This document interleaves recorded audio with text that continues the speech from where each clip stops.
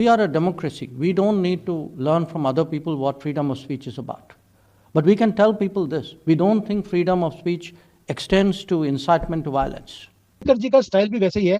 अभी वो गए हैं अमेरिका में, छितर किसको मार रहे हैं? ट्रूडो को कंबल में लपेट के मार रहे हैं। दुनिया पूछ रही है ट्रूडो को भी सबूत दिखा, वो कहता जी कंबल में लपेट के मारा, सबूत है नहीं। आई सो हैप्पी कि जो कॉर्पोरेट बोर्ड रूम्स हैं वो इंडिया के बारे में बात कर रहे हैं। वो कॉर्पोरेट जो बोर्ड रूम्स हैं वो इंडिया के बारे में बात कर रहे हैं। उन्होंने साथ यूएस ट्रेड रिप्रेजेंटेटिव से एम्बेसडर क्या नाम था उनका, एम्बेसडर कैथरीन ताई, उनसे मुलाकात की। How would you react if you were in my shoes? If it was your diplomats, your embassies, your people, what would be your reaction? ऐसा पॉइंट पे जाके मारा है कि कनाडा जो है वो तिलमिला गया है। उन्होंने बोला क्या एग्जैक्टली देखिए, मैं आपको बताता हूँ, बड़ी शानदार उन्होंने स्टेटमेंट दी है। उन्होंने बोला है फ्रीडम ऑफ स्पीच के ऊपर, अभिव्यक्ति की आज़ादी के ऊपर। उन्होंने ये बोला है कि यार देखो, हमें ना कनाडा से सीखने की जरूरत नहीं है, हमें औरों से सीखने की जरूरत नहीं है, ना कनाडा या कोई और मुल्क हमें सिखाने की कोशिश करे कि फ्रीडम ऑफ स्पीच होती क्या है। उन्होंने वाट लगाई है, उसमें वाट तो चलो पाकिस्तान की भी लगाई उन्होंने, लेकिन पाकिस्तानियों को शायद उनकी स्पीच समझ नहीं आई होगी क्योंकि इंग्लिश में थी वो। और हर बंदा उन्हें सुनना चाहता है। और उन्होंने सारे थिंक टैंक्स जो मेजर थे उनके एग्जेक्टिव्स को सामने बिठाया और कहा जनाब कि आप आए, हम आपसे बात करना चाह रहे हैं। तो सारी स्टोरी तो आपके सामने आ चुकी है। दुनिया में मैंने ऐसा फॉरेन मिनिस्टर मैंने तो देखा नहीं है, और मुझे लगता है कि बाकी दुनिया भी इसके ऊपर बुक्स लिखने वाली है कि फॉरेन पॉलिसी को कैसे बनाया जाता है।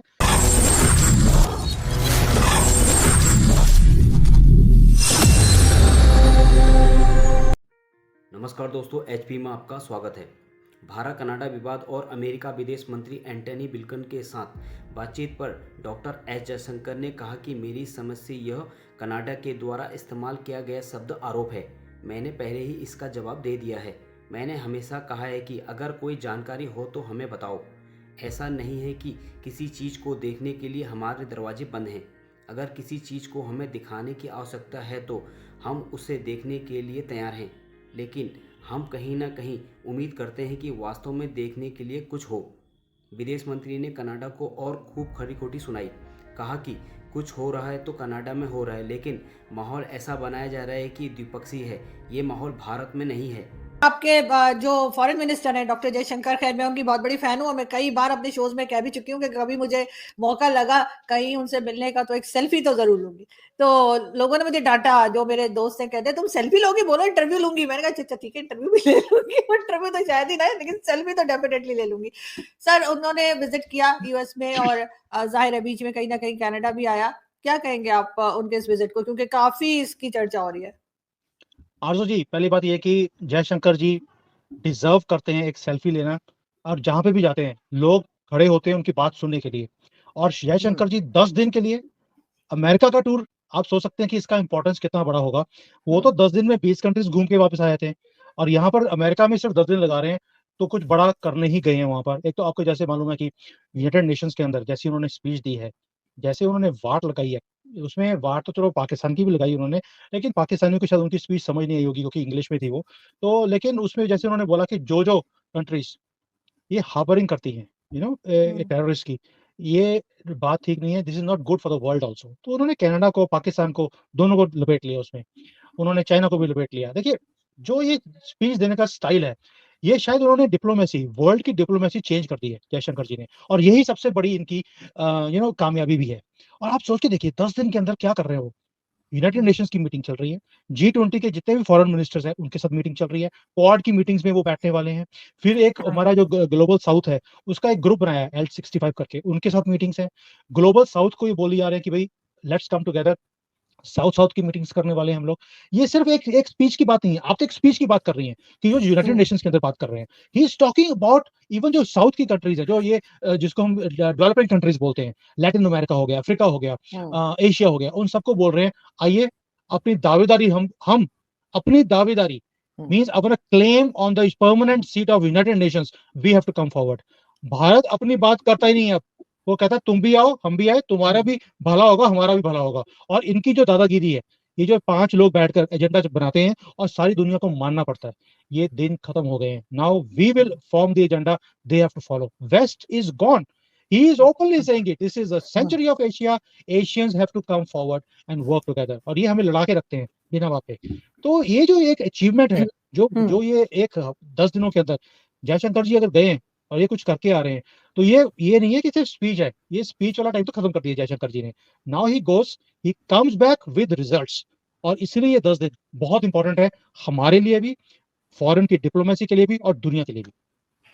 बिल्कुल ऐसा है, लेकिन आप क्या देखते हैं कि जो फॉरेन मिनिस्टर हैं इस वक्त डॉक्टर जयशंकर, इनसे पहले जो फॉरेन मिनिस्टर्स थे भारत के, उनमें और इनमें क्या डिफरेंस है? क्योंकि हमने तो इनको बहुत ज्यादा नोटिस किया है, पाकिस्तान में इनकी बहुत तारीफ होती है। ये और बात है कि पाकिस्तान और भारत के टर्म्स अच्छे नहीं है या कुछ ना कुछ चलता रहता है, लेकिन पहली बार मैंने देखा कि डॉक्टर जयशंकर की तारीफ ना सिर्फ ये कि आम लोग कर रहे हैं, बल्कि जो हमारे लीडर्स या सो कॉल्ड लीडर्स कह लीजिए, पॉलिटिशियंस जो है, इमरान खान हो या दूसरे, वो तक करते हैं तारीफ। आपको इनमें क्या ऐसा चीज नजर आती है जो इन्होंने डिफरेंट की है बाकी लोगों से? देखिए अर्जुन जी, ये नहीं है कि ये डिफरेंट है। मोदी सरकार में जो पहले थे Sushma Swaraj ji, she was also very dynamic and very different also, exactly.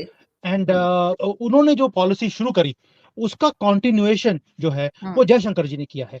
She was also proactive, और अगर आपका जो ये ओआईसी है उसके अंदर अगर एंट्री मिली तो सुषमा स्वराज जी के टाइम पे मिली हमें। तो उनकी जो कंटिन्यूएशन जयशंकर जी लेके गए, ही इज मोर कि एक तो पहली बात ये पॉलिटिशियन नहीं है, he is a diplomat. Sushma Swaraj ji एक पॉलिटिशियन थी, तो ये बहुत बड़ा फर्क होता है कि एक डिप्लोमेट को मालूम है कि मुझे कौन सी लैंग्वेज कहाँ पे कैसे यूज करनी है, सबको कैसे साथ में लेके चलना है, और गाली भी निकालनी है, मतलब चित्र भी मार रहे हैं और किसी को पता भी नहीं लगे। अब मेरे यहाँ पे शो पे आते हैं एक रविंदर पंचोली जी, उनका एक स्टेटमेंट है जो मुझे बड़ा अच्छा लगता है कि रविंदर पंचोली जी हो या मोदी जी हो, इनका स्टाइल है जैसे आपके भी वहां पे ना चित्र मारते हैं पुलिस वाले, तो कहते हैं, जज बोलता है भी दिखाओ निशान कहाँ है, कहता है जी निशान नहीं है क्योंकि कंबल में लपेट के मारा, उसके निशान नहीं पड़ते। तो जयशंकर तो वो जो चीज है वो पॉलिटिशियन को नहीं आती, वो एक डिप्लोमेट को ही मालूम है कि मुझे ये काम कैसे करने हैं। So this is the difference कि नाउ अभी इतने सालों में वो पॉलिटिशियन भी रहे हैं और पूरी उम्र उन्होंने निकाल दी डिप्लोमेसी में। Now he can walk on both sides of the wall, not both sides of the table, कि उनको जब जहां पर उनको एक डिप्लोमेट बनना पड़ता है तो वो वाली लैंग्वेज यूज करते हैं, जहां पर पॉलिटिशियन की जरूरत पड़ती है he talks like a politician. ये बहुत ही डेडली कॉम्बिनेशन है और शायद दुनिया में मैंने ऐसा फॉरेन मिनिस्टर मैंने तो देखा नहीं है, और मुझे लगता है कि बाकी दुनिया भी इसके ऊपर बुक्स लिखने वाली है कि फॉरेन पॉलिसी को कैसे बनाया जाता है, अपने नैरेटिव को कैसे आगे लेके जाया जाता है। ये जयशंकर जी के ऊपर दुनिया किताबें लिखेगी अब तो। 7 समंदर पार डॉक्टर जयशंकर जो कि न्यूयॉर्क से उठ के वॉशिंगटन गए थे, जबकि पाकिस्तानी वजीर आजम और पाकिस्तानी वजीर खारजा को खाली हाथ वापस आना पड़ा, जिनको वहां जाने की कोई ज़रूरत नहीं थी। Doctor Jaishankar secretary of state Antony Blinken से मिले हैं, members of the US Congress से मिले हैं, नेशनल सिक्योरिटी एडवाइजर से मिले हैं, और इसके बाद यूएस इंडिया स्ट्रेटेजिक पार्टनरशिप के तहत एक ग्रुप से मिले हैं जहां पे उन्होंने इमर्जिंग टेक्नोलॉजी और रेजिलिएंट सप्लाई चेन मींस के they want to make India a place जिसके ऊपर अमेरिका कांस्टेंट रिलाई कर सके।